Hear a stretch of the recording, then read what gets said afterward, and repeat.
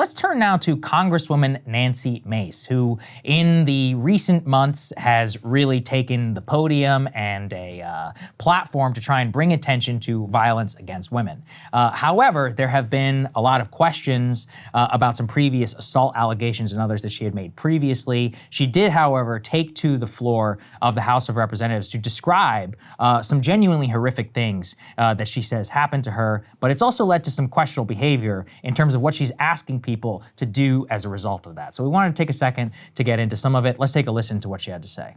When I uncovered evidence of rape and the illegal filming of women and sex trafficking, I didn't just see victims.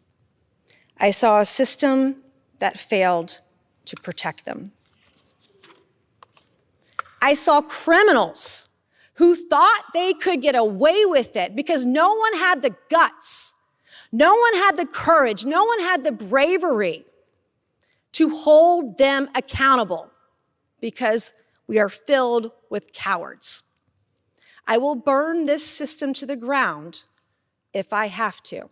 So she gave a 53-minute speech, detailed some horrific things she alleged happened to her involving her ex-fiance and others. But one of the things that you probably saw there, if you are watching, is actually the quote victims hotline. However, immediately afterward, there were some questions here about that actual hotline. Let's put this up there on the screen. Apparently, the actual advocates in South Carolina are telling people not to use the hotline because they're saying that it's one that goes to an unanswered mailbox, and they say, quote, no one picks up. That's not a hotline. It's actually an answering machine. And look, we're obviously trying to discuss this delicately, but it gets to some behavior from Nancy Mace where previously she had claimed, She had claimed that somebody, an activist, had assaulted her, and she was wearing a sling in the House of Representatives. But in general, I've been fascinated to watch it here in Washington because she is one who is both occasionally like a MAGA star, but increasingly also is being called for, by her own staff who are alleging, that she had lied about previous incidents. So the whole thing is incredibly bizarre. Yeah.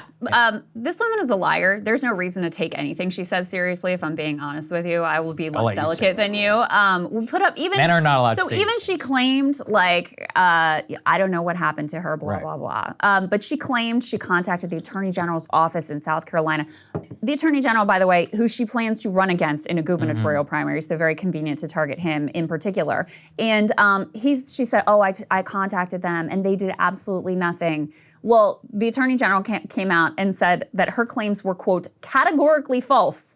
Mace either does not understand or is purposefully mischaracterizing the role of Attorney General. Because, guys, think about it. If you're a victim of anything, do you call the Attorney General? No, you call law enforcement. What are we talking about here? And not to mention, this Attorney General goes on to say, we were at a bunch of events together. She literally has my personal cell phone. She's never raised any of this with me. So that's number one. But more concretely on the victim hotline thing.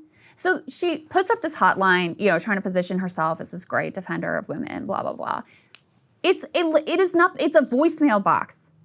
So if you are someone who is a genuine survivor, if you went through and you are looking for someone to talk to and some resources to cope with this horrific traumatic event, and you take Nancy Mace at her word that this hotline is set up for you, you're gonna call and you're gonna get nothing. You're gonna get a voicemail box that, according to the report here, doesn't even return the calls whatsoever, as opposed to directing someone to, their actual rape crisis and other survivor hotlines that are set up that genuinely have that have people who are trained, who go through extensive training, including one run by the state and the Attorney General's office of the guy that she's smearing at this point. So, it's just, I don't even know what to say. It's just utterly preposterous. And then we have actually the image of her in the sling. This was also total and complete bullshit. You should not, in fact, believe all women, and you definitely should not believe this woman. She claimed that she was injured by some activist who assaulted her. Oh my God, this was so horrible. The people who saw it were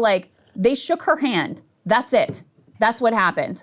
So she wore this sling very performatively around the Capitol and was, aggrieved and a victim of this horrific assault. This is Nancy Smollett for you right there.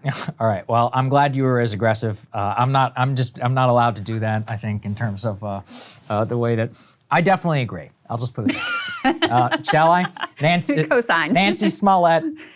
It rings true. It has a ring to it, doesn't it? It's just, the big red flag for me was that every person who remember when her entire staff resigned? And others, many of them, that's where the red flag came, where they were like, don't believe a word that this Go person look is saying. at some of her former staffers. Like, you think I was unvarnished? No, I know. Yeah, exactly. That's part of the reason we wanted to cover this, is I was like, no one in the media is really immediately just being like, I don't know about this whole thing. Now, I have no idea whether her claims or any of that thing are true. What I do know is that South Carolina media, as you said, the Attorney General said that it didn't happen the way that she's talking about, that the hotline, the actual advocates and other people or whatever in the state are saying, hey, it's not a hotline because we actually handle real hotlines, and that she has a proven track record of, basically conjuring up injury, allegedly, for attention. And so, anyway, I'll leave people with that impression. There you go. And that's what we like to call out some of that behavior here. As you said, too, it's like, if this woman was on the left,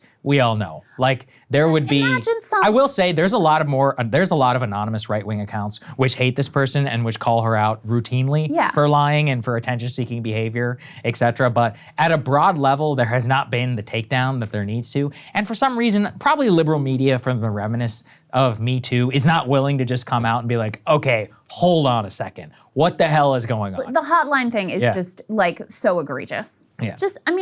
How hard is it to put up a real hotline, but apparently there's one in South Carolina. Yes. Just redirect people. Yes, exactly. Like, how hard is it to just put up an actual number that people can get actual resources at, instead of it directs a thing that's like, oh, this is Nancy Mace and I really care about you, or whatever. So it's completely self-promotional, and you're positioning yourself as this great advocate of women, and then in this really blatant way, denying them access to diverting them from, the resources that are actually available for their care. Disgusting. All right. Disgusting. Okay, guys, we appreciate you joining us, and we will see you all later. Hey, if you like that video, hit the like button or leave a comment below. It really helps get the show to more people. And if you'd like to get the full show ad-free and in your inbox every morning, you can sign up at breakingpoints.com. That's right. Get the full show, help support the future of independent media at breakingpoints.com.